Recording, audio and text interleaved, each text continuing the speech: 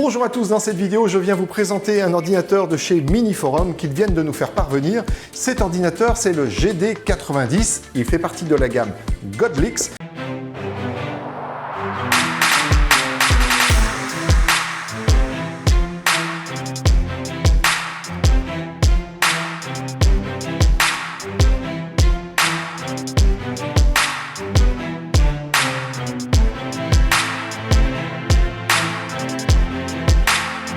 Et donc dans cet ordinateur, vous avez ni plus ni moins qu'un CPU Intel i9 de 12e génération, c'est le 12900HK. Il est tout de suite préinstallé un Windows 11, donc ça veut dire quoi? Ça veut dire que quand vous achetez cet ordinateur, vous n'avez pas à vous soucier du système d'exploitation, il a été préinstallé par Miniforum. Donc vous le démarrez, vous suivez les assistants et vous arrivez enfin sur le bureau de Windows 11. Nous sommes revendeurs de Miniforum, le prix actuel est de 449 €, donc ce qui est vraiment pas cher. Vous allez voir, je vais vous détailler les caractéristiques.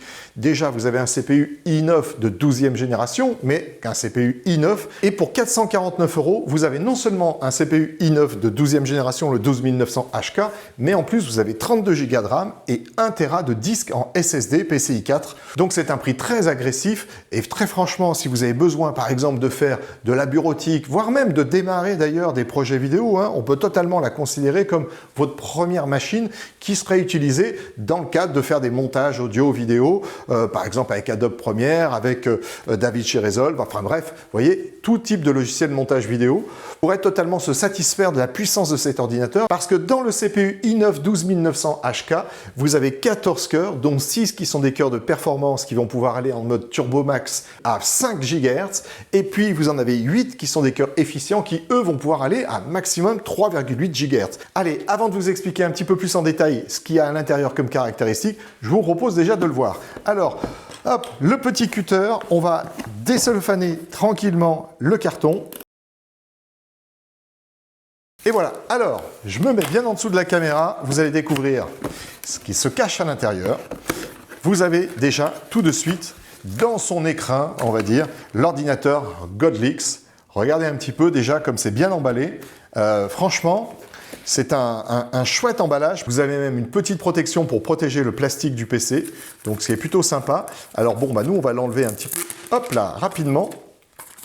Mais voyez, c'est quand même un PC qui sera donc bien protégé et qui arrivera, on va dire, joli chez vous. Voilà, alors, vous voyez un petit peu les formes arrondies du boîtier. Les ports, on y reviendra tout à l'heure. Une grande grille de ventilation. Et derrière cette grande grille de ventilation se cache pas mal de choses, mais là, je vous le garde pour dans quelques minutes, parce que nous allons l'ouvrir pour pouvoir le comparer, comme je vous en parlais tout à l'heure, au NUC de chez Intel. Et puis, vous avez un ensemble de ports à l'arrière, les deux petites grilles habituelles. Alors ça, ce sont des grilles qu'on retrouvait, on va dire, me semble-t-il, dans les NUC déjà. Donc voilà, de toute façon, on ne va pas réinventer la roue. Il faut forcément refroidir ce type de mini-PC, tout simplement parce que tout est compact à l'intérieur. Voilà, alors, qu'est-ce qu'on trouve également à l'intérieur de cette boîte? On va avoir, hop là, eh bien, un manuel. Il ne vous recommande pas de retirer par vous-même, on va dire, le ventilateur, ça vaut mieux. Et vous retrouvez également à l'intérieur une notice qui est en français, qui va vous détailler d'une part le matériel que vous avez à l'intérieur de la boîte, et puis la connectique, en fait, ce que vous pouvez raccorder à l'avant ou à l'arrière de ce mini PC. Alors, on y trouve bien évidemment un câble d'alimentation, je ne vous ferai pas le coup de la longueur du câble, et puis un câble HDMI. À l'intérieur, vous avez donc votre premier câble vidéo, étant donné que ce mini PC peut aller jusqu'à 3 écrans en simultané. Enfin, on a alors un transfo qui est, on va dire, relativement sérieux. Il est de 120 watts. Alors je dis relativement sérieux, 120 watts pour un mini PC, c'est quand même plutôt rare. Et alors pourquoi vous avez un transfo de 120 watts? Eh bien c'est parce que sur l'arrière de ce mini PC, j'espère que vous allez le voir, vous avez ici un port Power Delivery qui peut alimenter jusqu'à 100 watts. C'est-à-dire que si vous avez un ordinateur portable, vous allez pouvoir le brancher dessus et recharger votre ordinateur portable. Alors, moi, je vous conseillerais quand même pas d'aller jusqu'à un ordinateur qui serait de type workstation mobile parce que généralement, ça consomme un peu plus. Par contre, si vous avez un ordinateur de type tertiaire, très clairement, vous pouvez le charger derrière cet ordinateur. Donc, ce qui est quand même plutôt sympa. Vous avez votre mini PC, votre ordinateur portable. Vous rechargez l'ordinateur portable avec une seule alimentation, celle qui est fournie avec le mini PC. Et alors, à l'intérieur, vous trouvez également Eh bien, cette petite pièce, c'est si vous souhaitez connecter un disque de type 2 pouces et demi qui soit en SATA. Voilà, eh bien, il vous donne un petit connecteur qui va vous permettre de raccorder le disque directement sur la carte mère, une fois tout connecté à l'intérieur, ça va sans dire. Donc ça, c'est quand même plutôt rigolo, parce que dans les NUC, on avait ça d'emblée. Là, c'est vraiment une option. Ils se sont dit, bon, disque dur, à mon avis, aujourd'hui, il y en a peut-être quand même plus beaucoup parmi nous qui vont utiliser des disques durs avec un mini PC. Vous l'avez en quelque sorte en option, mais fourni dans le carton. Voilà, donc c'est plutôt sympa. Vous avez un petit peu de visserie, et enfin, vous avez le plateau VESA qui va vous permettre de le fixer à l'arrière de votre écran ou à l'arrière d'une télé, si vous voulez vous en servir comme une sorte de mini media center. Eh bien, vous allez pouvoir le raccorder à l'arrière de cet écran. Bon, plus classiquement, ça sera à l'arrière de votre écran, on va dire chez vous. Voilà, allez, on remet tout ça à l'intérieur. Allez, je le mets sur son carton et je vous parle de la connectique que vous pouvez avoir devant et derrière. On commence par derrière, il fallait commencer par un endroit, autant commencer par là. Alors, le premier port que vous avez, c'est son port d'alimentation que vous trouvez juste ici. C'est donc un port 19 volts sur lequel vous allez brancher le transfo que je viens de vous montrer de 120 watts. Vous avez ensuite le port que je vous ai également montré il y a quelques minutes, qui est donc un USB 3.2 en Gen 2. Et donc, c'est un USB de type C. Alors, sur lequel vous allez pouvoir brancher là aussi un écran avec une sortie en 4K 60 Hz, donc 60 images par seconde, et il est Power Delivery, donc jusqu'à 100 watts. Voilà, donc là-dessus, vous allez, comme je vous disais tout à l'heure, pouvoir brancher votre ordinateur portable. En dessous, vous avez un HDMI qui est lui en 2.0, lui aussi 4K 60 Hz, donc ça fera le troisième écran, et vous avez au milieu un port qui vraiment me ravit, c'est un port Ethernet, donc un câble réseau qui va pouvoir se connecter à l'arrière de votre ordinateur. Et pourquoi ça me ravit? Parce qu'il est en 2,5 gigabits. Vous allez me dire, bah oui, mais il faut que je change tous mes switches, etc. Bon, beaucoup de box aujourd'hui, parce que c'est quand même un ordinateur qui peut se retrouver facilement à la maison, sont en 2,5 gigabits. Donc là, déjà, c'est réglé. Vous pouvez brancher votre mini PC sur votre box. Et puis, si c'est pour le bureau, de plus en plus de switches aujourd'hui sont vendus en 2,5. C'est moi, je vous encourage vraiment à les acheter parce que, tout simplement, vous faites plus que doubler la performance de votre réseau. Et là, vous avez un mini PC qui est en capacité de se raccorder. Vous aurez vraiment un réseau qui sera très différent de ce qu'on pouvait avoir. Et puis, il y a une compatibilité descendante. Donc, si vous avez encore des ordinateurs, des imprimantes, des choses comme ça, ça pourra totalement se raccorder dessus.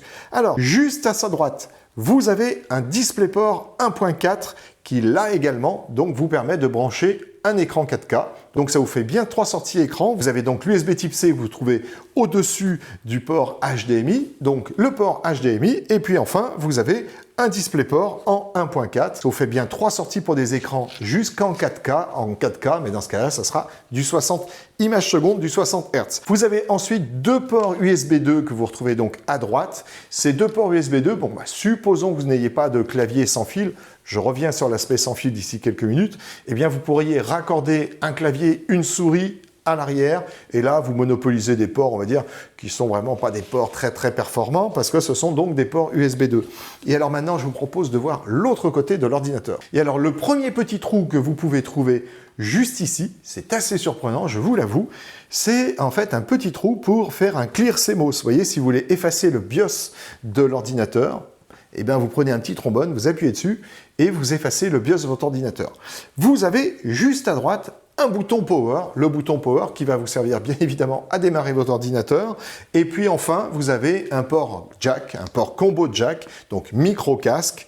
Et vous avez 2 ports USB 3.2 en Gen 2, donc des 10 gigabits seconde, où là vous pourrez brancher vos disques durs externes par exemple, ou brancher tout type d'appareil qui nécessiterait donc un petit peu plus de performance, une clé USB, etc. Si on veut rentrer un petit peu plus dans le, on va dire dans l'intérieur de l'ordinateur, c'est donc comme je vous le disais, un processeur i9 de 12e génération, le 12900 HK, donc 14 cœurs, 6 de performance, 8 d'efficience, 5 GHz en mode Turbo Boost pour les cœurs de performance, 3,8 pour les cœurs efficients. Donc c'est déjà un très bon processeur à ce niveau-là, catégorie i9. D'ailleurs, je vous le dis au passage, dans la famille des Godlix, il existe des GD50, des GD70 et des GD90. Le GD90 est tout simplement celui que vous avez de plus performant aujourd'hui dans la gamme Godlix. Alors, en termes de carte graphique, vous avez une carte graphique Iris Xe à 1,45 GHz. Donc, c'est la meilleure carte que vous avez dans la plateforme Alder Lake, on va dire, dont dépend ce processeur de 12e génération chez Intel. et vous pouvez aller jusqu'à 64 Go de mémoire vive pour aller épauler par exemple la carte graphique quand vous faites des jeux vidéo, quand vous faites des montages audio-vidéo, quand vous faites, je ne sais pas moi, de la CAO, de la DAO, bref, et même du traitement de texte. Mais bon, là, vous avez besoin de nettement de moins de mémoire. Mais voilà, dans la référence que je vous ai donnée, qui est donc à 449 € actuellement sur le site de Miniforum, eh bien, vous avez 32 Go de mémoire qui sont intégrés à l'intérieur. Vous pourriez évoluer jusqu'à 64 Go de mémoire. Vous avez un emplacement pour mettre donc un disque SSD en M.2. Il a déjà son disque, donc là vous n'avez pas besoin de le mettre, c'est un disque de 1 Tera. Mais si vous voulez le changer, le GD90 supporte un disque jusqu'à 2 Tera. Bon, déjà avec 1 Tera, vous avez de quoi voir venir. À côté de cela, il vaut mieux avoir un NAS, vous voyez, avoir un stockage déporté, tout mettre à l'intérieur. Bon, je ne sais pas si ça a une grande utilité. Bon, vous avez en tout cas, si vous voulez vraiment avoir justement un stockage encore plus important, la possibilité de fixer un disque de 2,5 pouces, où là, je n'ai pas de limite. C'est plus ces références de disques en 2,5 pouces qui risquent de vous limiter aujourd'hui, parce que tout simplement, on en trouve de moins en moins, il faut quand même se le dire. Bon, voilà, c'est du SATA 3 en 6 gigabits seconde, donc vraiment déjà, de toute façon, ce qui est de mieux aujourd'hui en SATA 3, donc c'est du 6 gigabits. En termes de connectivité, vous avez la carte réseau qui est en 2,5 gigabits. Donc 2,5 gigabits, c'est déjà quelque chose de plutôt sympa, parce que c'est vraiment pas présent encore dans tous les ordinateurs. Beaucoup d'ordinateurs sont en 1 gigabit seconde. Là, vous avez déjà une carte réseau en 2 gigabits seconde. Mais vous avez aussi un Bluetooth 5.2. Vous avez également un Wi-Fi 6E. Donc le Wi-Fi 6E, c'est la dernière évolution, on va dire, avant le Wi-Fi 7 qui se trouve dans quasiment aucun ordinateur aujourd'hui. Donc le Wi-Fi 6E, c'est surtout finalement pour vous l'assurance d'avoir une performance de Wi-Fi assez exceptionnelle. Bien évidemment, comme pour la carte réseau qui est en 2,5 gigabits, pour vous raccorder en Wi-Fi 6E, il vous faut un point d'accès compatible Wi-Fi 6E, ça va sans dire.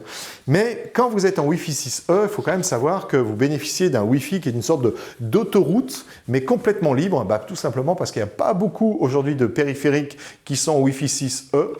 Vous aurez celui-ci, puis si vous avez un point d'accès Wi-Fi qui est Wi-Fi 6E, il va accorder des fréquences et même réserver des fréquences, par exemple la fréquence des 6 GHz. Alors attention, c'est un petit piège quand même, parce que vous avez le Wi-Fi 6 tout court qui lui fait du 2,4 et du 5 GHz.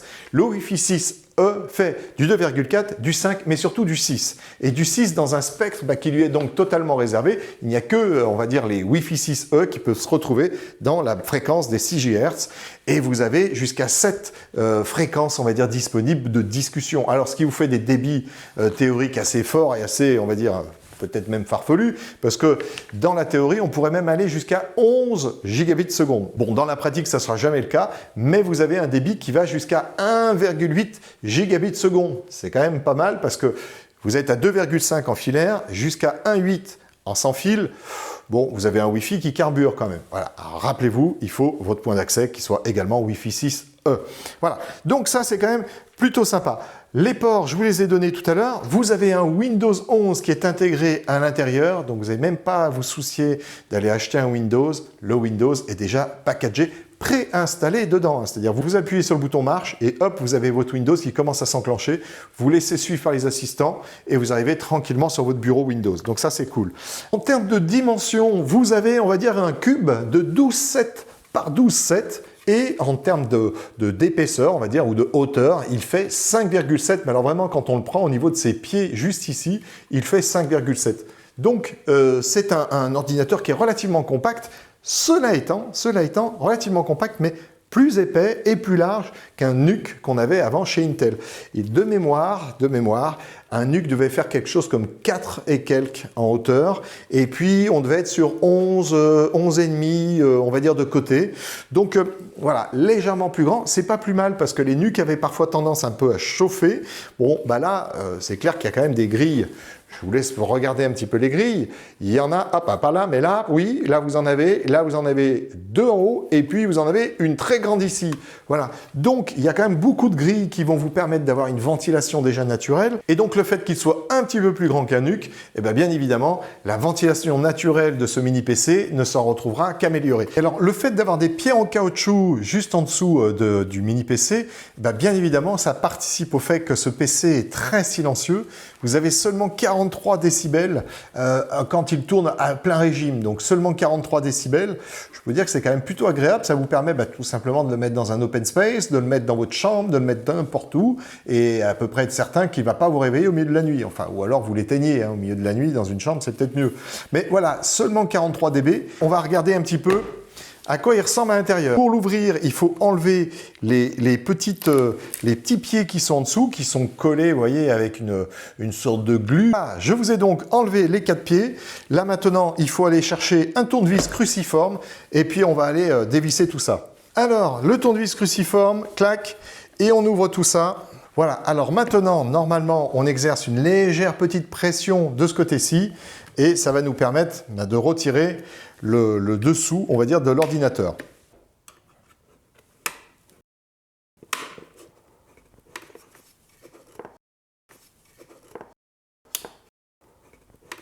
Voilà.